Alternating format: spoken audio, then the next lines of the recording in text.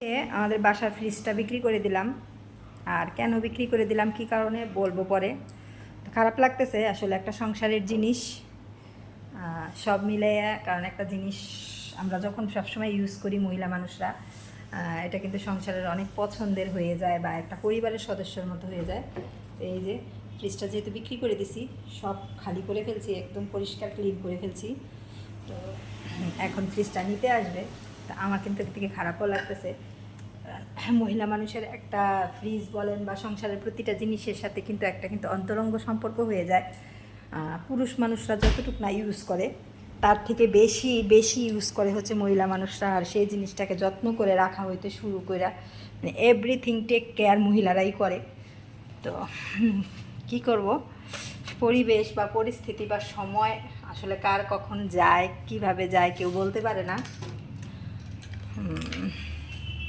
তো সব মানে চিন্তা ভাবনা করেই ফ্রিজটা বিক্রি করা হয়েছে।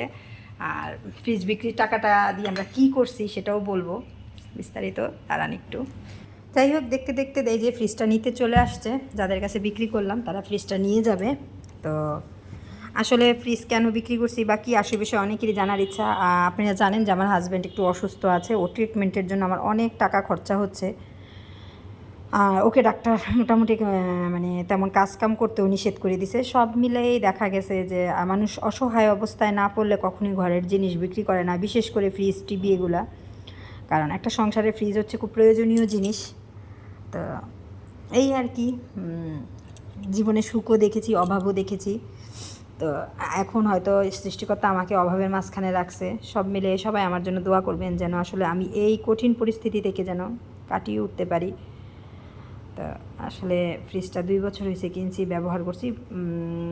এখন থেকে ফ্রিজ ছাড়াই ব্যবহার করা যাবে। তো ফ্রিজ ছাড়া চলা যায়, কোনো ব্যাপার না। তো কখনো ওইভাবে থাকি নাই, কারণ আমি যখন ক্লাস 2তে পড়ি তখন থেকেই ঘরে ফ্রিজ ছিল, বিয়ের পরেও ফ্রিজ ছিল, এখনও অবধি আছে। তা ওইটা নিয়ে কোনো আফসোস নাই। সময় পরিবর্তন হলে হয়তো বা সব কিছুই ঠিক হবে। আপনাদের ভালোবাসা থাকলে, আপনারা আমাকে বেশি বেশি করে যদি রেসপন্স করেন আমার ভিডিও এবং আমাকে যদি বেশি বেশি করে ভালোবাসা দেন, হয়তো এরকম ফ্রিজ আমার জীবনে আবার আসবে, হয়তো নিজের একটা বাড়ির ব্যবস্থা হবে, সবই হবে।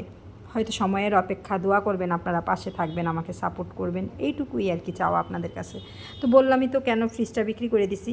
তো দেখেন, ভিডিওটা ভালো লাগলে অবশ্যই লাইক, কমেন্ট, শেয়ার করবেন, বোনের পাশে থাকবেন। শুধু অনুরোধ থাকবে, এই গরিব বোনটার পাশে আপনারা একটু থাকবেন, একটু বোনটাকে বেশি বেশি করে একটু সাপোর্ট করবেন, যেন আমি সত্যিই ঘুরে দাঁড়াতে পারি, এই অসহায়ত্ব অবস্থা থেকে ফিরে আসতে পারি।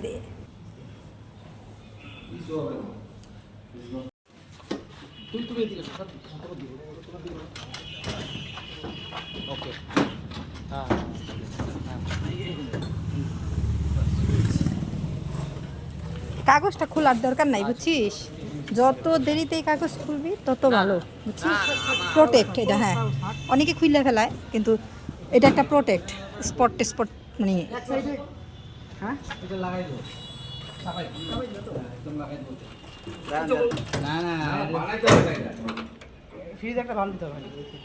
ফ্রিজকে তো বান দেব, ফ্রিজ বান না দিলে তো দম করে বের করতে আরেকটু উৎসাহ আছে।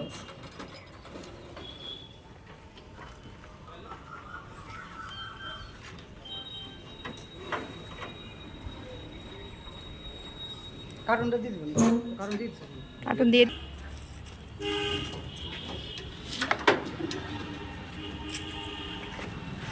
জিনিসের বিদায় দেওয়া খুব কষ্ট।